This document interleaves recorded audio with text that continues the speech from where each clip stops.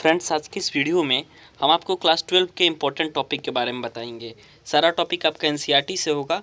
सो आपको बता दें कि जो भी हमारे चैनल पर तैयारी कराई जाती है यूपी बोर्ड की, तो उसमें हम बहुत ज़्यादा ये कोशिश करते हैं दोस्तों कि आपके एनसीईआरटी का टर्म जो है वो कंप्लीट करा लिया जाए। क्योंकि जब से दोस्तों सिलेबस को चेंज किया गया है, जब से सभी सिलेबस को एनसीईआरटी के पैटर्न पर किया गया है, तब से जो है मैक्सिमम क्वेश्चन एनसीईआरटी से ही पूछे जा रहे हैं। सो यदि आप एक क्लास 12 के स्टूडेंट हैं तो आप अपने YouTube channel Pandey ji technical को जरूर सब्सक्राइब कर लें, ताकि आपको लेटेस्ट वीडियो सबसे पहले मिलती रहे। और यहाँ पर इंटरमीडिएट की सभी सब्जेक्ट की प्रिपरेशन कराई जाएगी, चाहे वो केमिस्ट्री की प्रिपरेशन हो, चाहे वो फिजिक्स की प्रिपरेशन हो। जैसे ही दोस्तों नंबर ऑफ़ स्टूडेंट ज़्यादा हो जाएंगे, वैसे ही आपका टाइमिंग भी निर्धारित कर दिया जाएगा। तो चलिए हम वीडियो को स्टार्ट करते हैं। सबसे पहला क्वेश्चन से हम स्टार्ट करते हैं क्वेश्चन नंबर 1 से।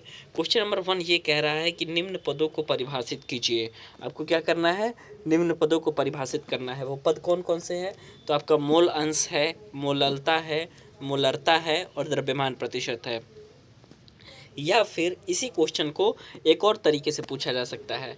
ये तरीका है कि किसी भी जलीय विलयन की सांद्रता को व्यक्त करने के लिए किन्हीं 4 विधियों का उल्लेख कीजिए। ठीक है, कि किसी भी जलीय विलयन की सांद्रता को व्यक्त करने के लिए किन्हीं 4 विधियों का उल्लेख करना है और प्रत्येक का एक उदाहरण भी देना है। तो ये जो 4 विधि आप देख रहे हैं, जिसमें मोल अंश, मोलरता, मोललता और द्रव्यमान प्रतिशत है, ये सारे के सारे दोस्तों क्या होते हैं कि द्रव्य की सांद्रता को ही व्यक्त करने के लिए जरूरी होते हैं। तो इसलिए या तो फिर डायरेक्टली आपसे क्वेश्चन पूछ देगा या फिर आपसे इनडायरेक्ट क्वेश्चन पूछेगा। सबसे पहली बात हम स्टार्ट करते हैं मोल अंश से। ठीक है, मोल अंश को क्या करते हैं? एक्स से व्यक्त करते हैं। सबसे पहली बात आप ये जान जाइए कि जो भी आपका मोल अंश होगा उसको हम एक्स से व्यक्त करेंगे। ठीक है, ये होता क्या है वास्तव में? तो ये होता है कि विलयन में उपस्थित किसी एक घटक, चाहे वह घटक विलेय हो चाहे वह घटक दोस्तों विलायक हो, क्योंकि आप जानते हैं कि विलयन को बनाने में विलेय और विलायक दोनों ऐड होते हैं। ठीक है, तो विलयन में उपस्थित किसी एक घटक के मोलों की संख्या, ठीक है, आप यहाँ से देख लीजिए, किसी एक घटक के मोलों की संख्या तथा विलेय एवं विलायक यानी दोनों के कुल मोलों की संख्या के अनुपात को क्या कहेंगे? उस अवयव का मोल अंश कहेंगे। ठीक है, मोल अंश को हम मोल फ्रैक्शन कहते हैं। इसे एक्स से व्यक्त करते हैं। तो मान लिया जाए कि किसी विलयन में विलेय की मोलों की संख्या Na है। ठीक है, और विलयन में विलायक के जो मोलों की संख्या है Nb। ठीक है, तो हम जानते हैं कि मोल अंश में क्या लेना है। सबसे पहली बात कि XA में क्या लेना है आपको? सबसे पहली बात कि लेना है वो कोई भी एक ले लेंगे, चाहे विलेय ले लेंगे चाहे विलायक ले लेंगे। तो सबसे पहली बात हम विलेय ले लेते हैं। तो विलेय के मोलों की संख्या Na अपन कुल मोलों की संख्या, कुल मतलब कि विलेय के भी मोलों की संख्या और विलायक के भी मोलों की संख्या, दोनों के मोलों की संख्या के योग का अनुपात जो होता है ये कहलाएगा आपका विलेय का मोल अंश। ठीक है, ध्यान रहे अभी ये सिर्फ विलेय का मोल अंश निकाला गया है। इसी तरीके से आप यदि विलायक का मोल अंश निकालेंगे, XB की वैल्यू निकालेंगे, तो NB यानी कि विलायक के मोलों की संख्या अपान कुल मोलों की संख्या, कुल मोलों की संख्या में आपके विलेय के मोलों की संख्या भी हो जाएगी और विलायक के मोलों की संख्या भी हो जाएगी। ठीक है, लेकिन आप जानते हैं कि किसी भी विलयन में, ठीक है, समस्त अवयवों के मोलों के अंश का योग जो है 1 होता है। 1 क्यों होता है? क्योंकि विलयन जब भी बनेगा तो विलेय और विलायक के योग से बनेगा। ठीक है, और आप यदि विलेय और विलायक का योग करेंगे तो देख लीजिए आपको क्या मिलता है। XA और XB यानी कि विलेय के मोलों के विलेय का मूल अंश और विलायक का मूल अंश दोनों को यदि आप ऐड करेंगे तो आपको मिल जाएगा Na/Na + NB, ये इक्वेशन नंबर फर्स्ट वाले से, और इक्वेशन नंबर सेकंड वाले से मिल जाएगा NB/Na + NB, जो कि आपका विलायक के मोलों की संख्या है। तो ये विलेय का कंडीशन हो गया, ये हो गया विलायक का कंडीशन। और दोनों को यदि हम LCM लेकर के सॉल्व करेंगे तो Na + NB से Na + NB कट जाएगा और इसकी वैल्यू जो है 1 के बराबर हो जाएगी।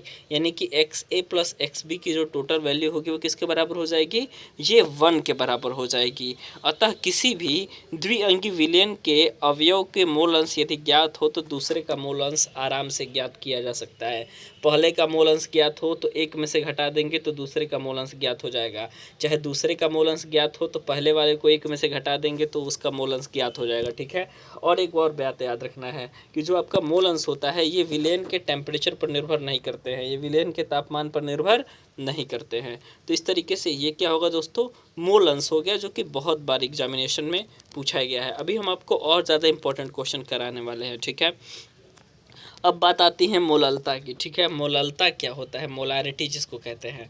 मोललता क्या होता है कि किसी भी विलयन के, कोई भी हमारा विलयन है उसमें 1 किलोग्राम विलायक में उपस्थित विलेय के मोलों की जो संख्या होती है यही आपकी विलयन की मोललता कहलाती है, जिसको हम मोलालिटी कहते हैं। ठीक है, मोलालिटी कहते हैं। इसको हम जोड़ दे के इसलिए कह रहे हैं कि एक टर्म आता है आपका इसी केमिस्ट्री में मोलारिटी, जिसको हम कहते हैं मोलरता।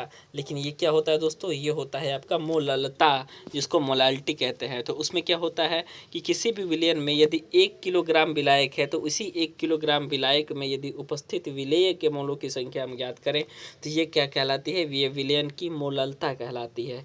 इसको रिप्रेजेंट कैसे करते हैं हम, इसको रिप्रेजेंट करते हैं हम स्मॉल एम से। ठीक है, इसे हम रिप्रेजेंट करते हैं स्मॉल एम से। स्मॉल एम से इसे व्यक्त किया जाता है। ठीक है, इसका फॉर्मूला क्या होता है, किसी भी विलयन की मोललता एम ज्ञात करने के लिए विलेय का मोल अपान विलायक का जो भार होगा वो किलोग्राम में निकाला जाएगा। ठीक है, क्योंकि डेफिनेशन के अकॉर्डिंग किलोग्राम कहा गया है, तो विलायक का किलोग्राम में भार और विलेय के मोल। ठीक है, तो विलेय का मोल अपान विलायक का यदि ग्राम में भार दिया है तो क्या करेंगे, 1000 से मल्टीप्लाई कर देंगे। ठीक है, ग्राम में भार इंटू 1000 हो जाएगा आपका किलोग्राम में भार।